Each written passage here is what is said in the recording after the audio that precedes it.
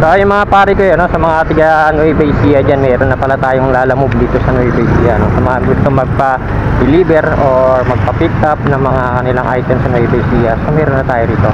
4 wheels, single, meron na po tayo mga sir, no? Kaya sa mga gustong gano'n sa Lalamove, Nueva Ecija mga sir, so ayan, mag-download na kayo ng Lalamove.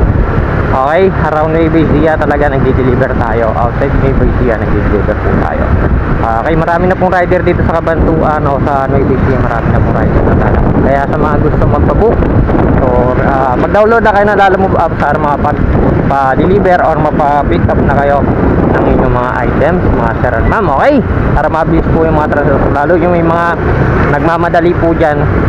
Okay, mag-download na kayo ng Lalamove around Nueva Ecija, pwede na po tayo magpa-deliver or magpa-pick up ng inyong mga gagamitin o mga kailangan mga pre. So ay, yun mga pre, so nandito na lang sa mga gustong mag-Lalamove. So download na ng app na Lalamove at meron na po tayo dito sa Nueva Ecija. Nandito na lang, let's go.